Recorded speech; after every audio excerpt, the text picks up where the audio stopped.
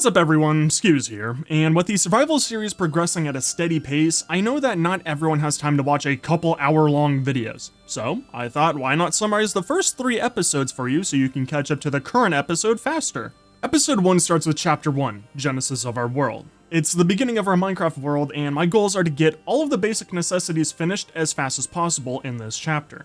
I opened up the starter chest, which sped my progression up by like maybe 23 seconds. I chopped down a tree nearby and then headed towards the ocean to scout out the surrounding area. I first upgraded all my tools to stone and collected some iron and coal afterwards. I set out on the ocean because I saw this boat in the distance, but collected a sunken ship first before heading over to this weirdly perfectly placed ship just floating on the water. Once I finished looting those, I headed back to our spawn and mined more of the ores from the stone beach part. I just wanted to collect these since they're on the surface and it's a lot faster than looking for a mine. We're all about speed here. Once my inventory was filling up and I collected nearly everything I wanted, I set course on this green hill, but saw a mountain that was surrounded by a river and decided to head up there. Mainly looking for the highest point to build on that's also the flattest so I can see out and view my entire world due to the distant mod. From there, I made some chests, got organized, and terraformed a tiny bit of the mountain as we're about to get some villagers and I need to prepare the area for them. They're going to be crucial for our future. With that lovely distant mod, I spotted a village very close by and got all giddy. I boated over and immediately robbed everything I saw of value in their village. I also said hi to the local wildlife over here because it's too far from my house to care about. Like, if I wanted to gather them all up for some animal farms. I began collecting every villager I saw, and placed the first one in a boat. Then 5 more villagers on top of its head, like a very impressive gymnastics team. Also to see how well all of them could balance across the ocean back to my home. But, of course, things couldn't go smoothly. I may have made a teeny tiny mistake. I used a water bucket to get on top of the mountain, like one normally would. The issue was that I put the boat under the water somehow, or something pushed the boat under the water, and then the villagers began to drown. I didn't notice it at first because I was building the villagers' pen, and when I went back to grab them, they were gone. I swam around trying to find them because I didn't want to believe that I just lost them all, and now I would have to run super far out to find more villagers, and I was panicking. It was a bad time. Until I found 2 of the villagers and it wasn't so bad of a time. You see, I think the waterfall sunk the boat and then they all started to drown until one of the lower villagers on the gymnastics team died. Then the others floated up and only 2 didn't drown. So I was unlucky, but kind of lucky at the same time. But sadly, I would have to breed the villagers a lot slower now since I'm starting with 2 instead of 6. I made some beds and as they were getting their freak on, I went around and chopped down trees and made a little mine shaft so I can get some cobblestone. Just focusing on all the beginning items since we're completely broke in this world. I'm just trying to use my days wisely instead of sitting around and waiting for more villagers to spawn in. I also made some animal pens, which I really don't know why I make these. The only animal I usually use on the beginning of my worlds is just sheep, and that's for beds. After all of that was made, some of the villagers grew up and were almost ready to begin the villager trades. I gathered some gravel to make some fletching tables, as you have to start with your emerald making villagers first. You need to have a whole lot of those before the librarian villagers. I love to cheese games, and Minecraft is my most favorite game to cheese as it's quite simple. We're going for every single important enchantment trade first. What I mean by important is like the protection trade and unbreaking, mending, everything you would want for all of your armor and tools, which would take the average person like 2 or 3 hours to get really. It's not that hard of a grind. I had to wait for more villagers to breed because we're so low on them, which I don't know why I waited so long to make the farm, but I got too ahead of myself. Ideally, I would have loved to make a carrot and potato farm, as I think those have a better rate for villager breeding, nerdy side aside. I also made a 3x3 tree farm for a massive amount of wood, as I think I would get sticks from this faster than I would from bamboo. Also, I would get a ton of saplings and apples for bone meal, so I can make all these farms grow faster. Once I had a decent amount of fletching villagers made for some stick trades for emeralds, I began focusing on getting my diamond armor trades, which these are the tedious ones. I'm just trying to get all of the long and tedious trades done first. The armor trades were easy, just took 1 armorer. The tools were the annoying part, took me I believe 4 villagers in total. I had to kill 1 or 2 of them to try again, but once I had all of my emerald trades ready, my diamond armor and tools all done and ready to be purchased, I spent the next hour of the video just making librarian trades, chopping down trees for more stick trades and tending to my farms to keep the villagers breeding. The entire time I was doing this, I was just watching movies and giving my reviews on them while showing these pretty time lapses. It's basically just a very long and chill time. Once I had all the librarian trades that I needed for my god armor and tools, I made some farming villagers so I can get them to master trades for golden carrots. Arguably the greatest food item in the game. And then I had all bases covered to be unkillable and nearly ready to begin making our mega builds. But this was just step 1 of 3 to become ready for that. Once I had a Fortune 3 pick, I went back to the stony beach from the beginning of the video and collected all ores that I didn't collect beforehand so that I can get even more ores out of each block. You know, because of Fortune 3. Once I mined every single ore, I went and made an iron farm because the earlier we make this, the more iron I can get before I need to make hoppers for some very important farms. And also for the future auto item sorting system. Basically, just gonna need a ton of iron for the future. The only part I want to show you all of me making this iron farm is this incredibly rare zombie I'm using for it. I got a fully gold armor villager zombie for it. Thought it was pretty neat. Once I locked him in, I just picked up the 3 villagers, put them into their forever B&Bs, and finished the farm. And that was everything from episode 1. I basically just started a small base, got villagers going for some trades so I can make god armor and tools without having to go mining or caving, and made an iron farm. On to episode 2, we began it on day 71. The goal for this episode was to finish the end portal and slay the dragon. I wanted to get an elytra so we can begin flying around everywhere, and so our character is complete. So I grabbed the obsidian that I mined from some abandoned portals on the beach and village, and built another portal on our mountain. Upon entering it, we had a pretty decent spawn. It was in the middle of a crimson forest, but this will come in handy immensely. Like, kind of immediately. Since our nether spawn area was super crowded from the trees, I kind of went numb and stopped paying attention and just chopped down an immense amount of the forest. The portal is sitting on this netherrack bridge with an area directly below us, so we're kind of in the air. I'm only explaining this because I removed all of the trees up top. Then I began removing the trees down below because I was gathering every single block, and nether wart blocks are amazing for bone meal, which I made an automatic composter for this event. Once I was done shopping, I got to exploring and I found this bastion. I looted some of the chests and got gold blocks and ingots from them, and then I found this little hole that some piglins were stuck in and tossed all of my gold at them. At this point, I'm pretty sure I was going for ender pearls and kind of anything valuable from them, like soul speed 3 for my boots. But once I was done trading, my inventory was completely full. So I made the trek back home and got organized. I did get soul speed 3 from those piglins, and I downloaded an enchanting mod where there's no limit.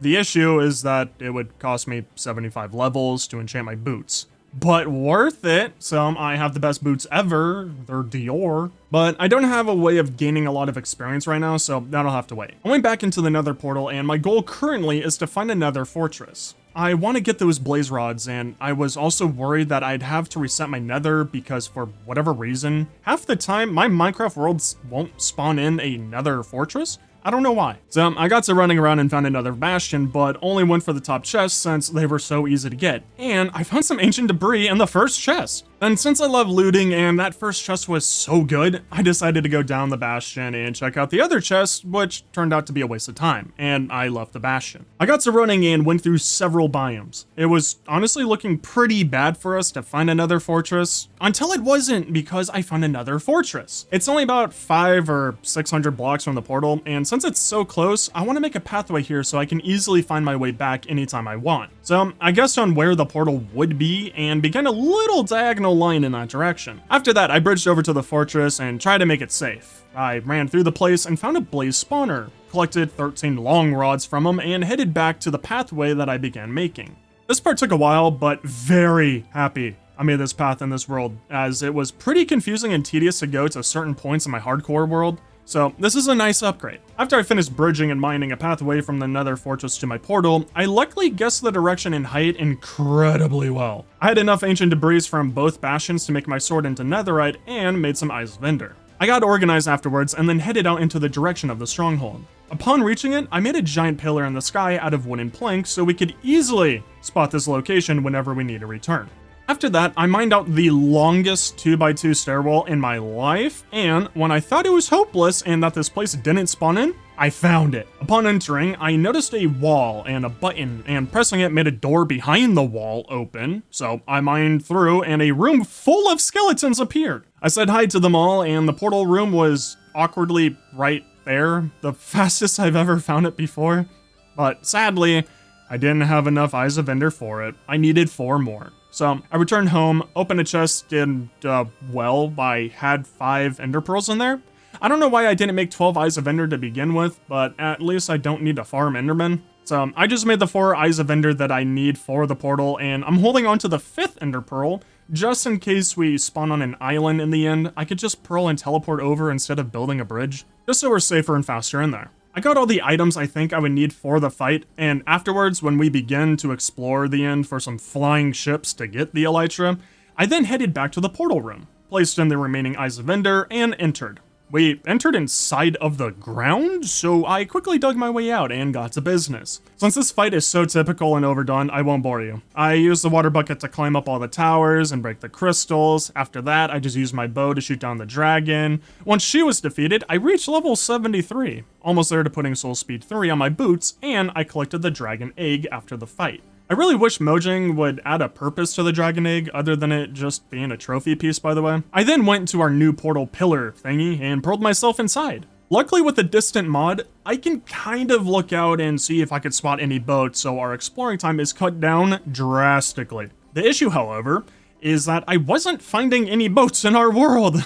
It was just towers and like 2 planes. But I do need a lot of shulkers and went for the closest building to get some. I kind of looted their chests, but really didn't care to as the loot wasn't needed anymore. It's mostly just armor and tools. But I did manage to say hi to enough shulkers to craft myself like 4 shulkers. I then made it to the top and scanned the area, and still no boats in sight. But took my chances and guessed where one might be.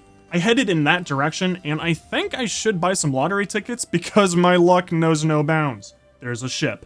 I lined myself up perfectly and made this really pleasing block placing montage up to the top. Hey, I did it correctly, right on the dot. I tickled the shulkers, and there she is, that beautiful elytra that we all love to use. But our journey wasn't finished. I wanted to find at least 2 more elytras in case I were to die and somehow not get my stuff back. I would then at least have an elytra to help me move around. But now we can actually fly, so finding the next boat wasn't hard at all. I just rushed inside, got the elytra, looted the chest, and went out to find the 3rd boat, and got my 3rd elytra. It really didn't take any time. I'm just skimming through it all. I ended up making 7 shulkers and had 3 elytras in total. I remember seeing some portal nearby as I was flying around, so I headed back there and made it back to the center island, broke my bed, and began to head home. This time, making it there in seconds with this lovely flying. I got organized and then got to work with trading. I used the trading to heal up all of my stuff and needed more emeralds so I could buy all the enchantment books for the elytras. Once that was all done and enchanted, I began the one thing with librarian villagers that I've always wanted to do: have every single enchantment trade.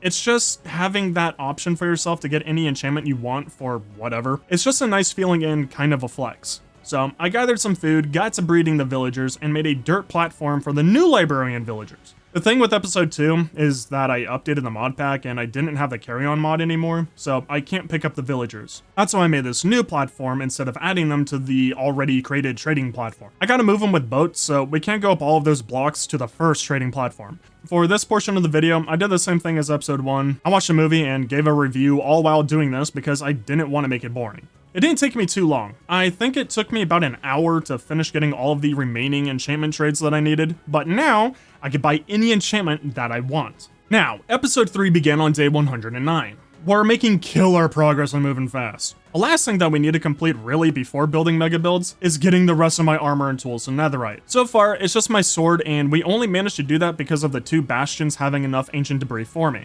So I entered the Nether portal and just went down to the lower platform from my portal. I dug my way down to Y level 15 because that's what Google told me to do, and got to mining. I just find it the fastest to use your pickaxes and just mine 3 blocks high and fling your mouse to the left and right so you can mine out a massive area incredibly fast. TNT and beds are fun, but take too long to set up to make huge tunnels, and every single time you do that, you just end up with a ton of lava to deal with and cover up. So if you do my pickaxe strategy and just mine, you can avoid the lava and save yourself a ton of time in the long run.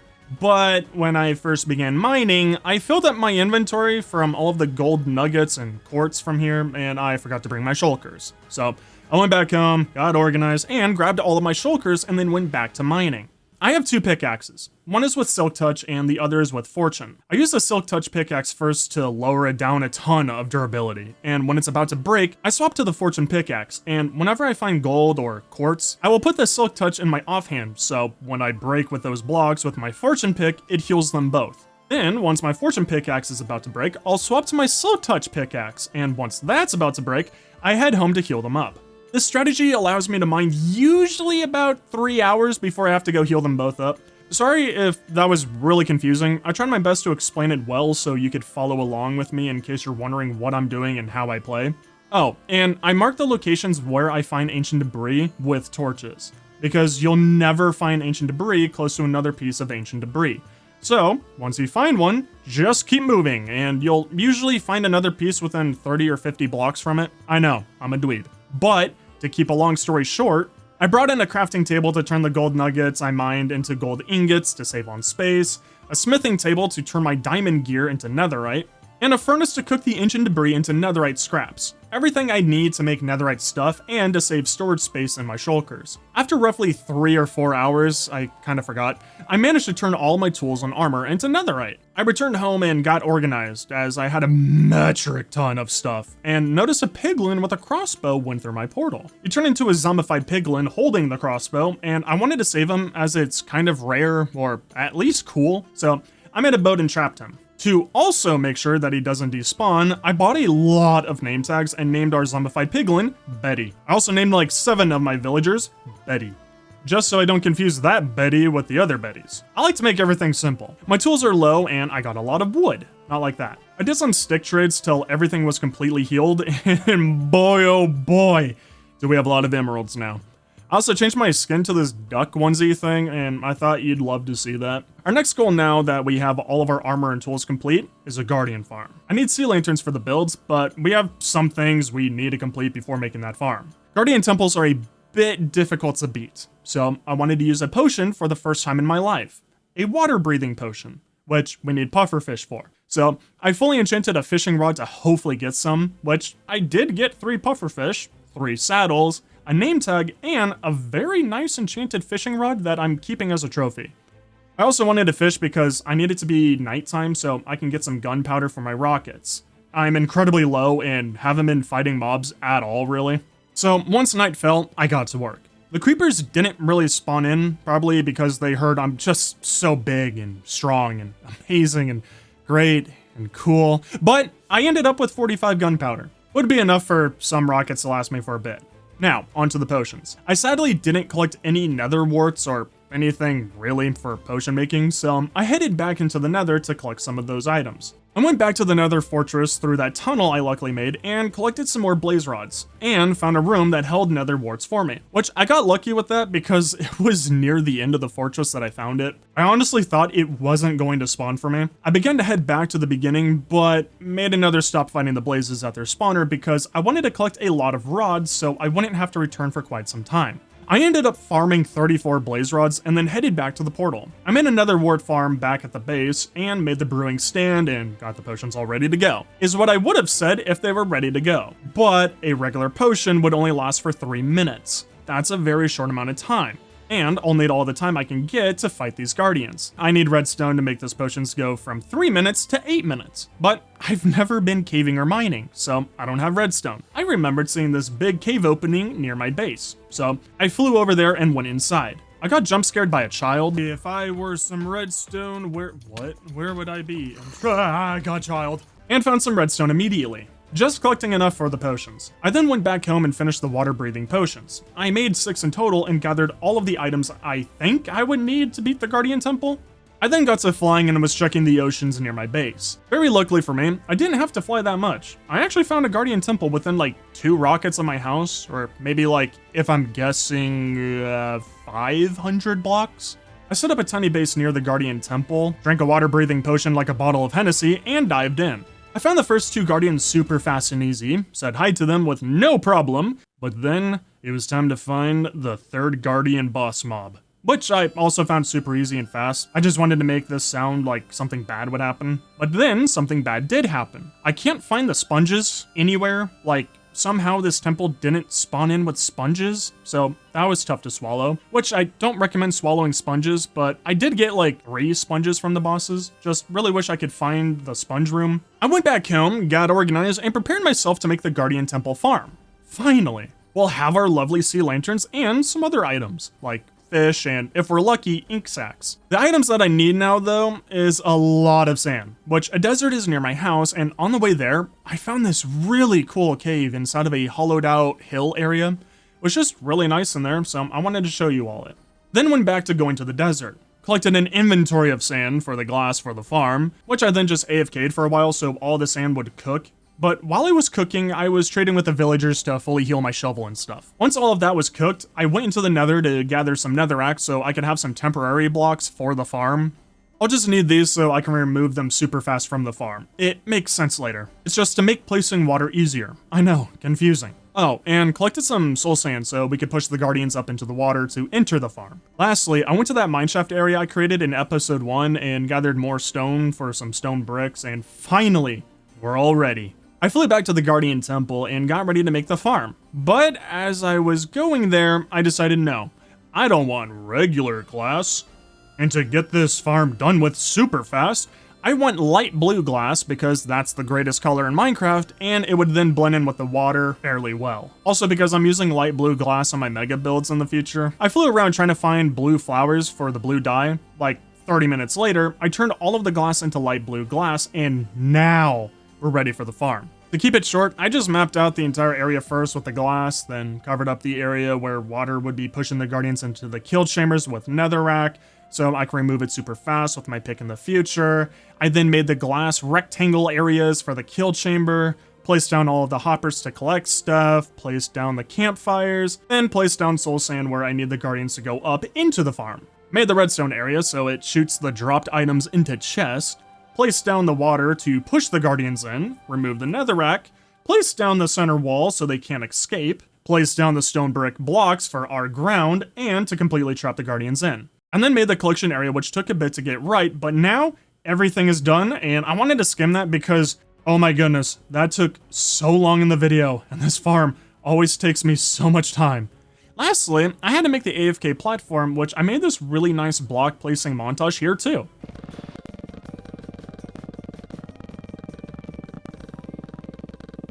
And I just camped out here for a day to see how much loot we'd get from this farm every Minecraft day.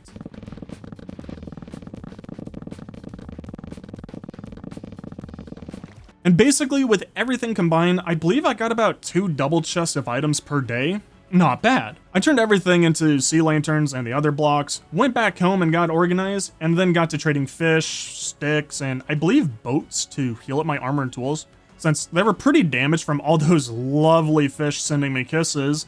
Love them so much. And there you have it. That's what happened from episode 1 to 3. I hope you all enjoyed. If you did, it'd mean a lot if you'd leave a like and subscribe to join the skewers. And I'll see y'all next time. See ya.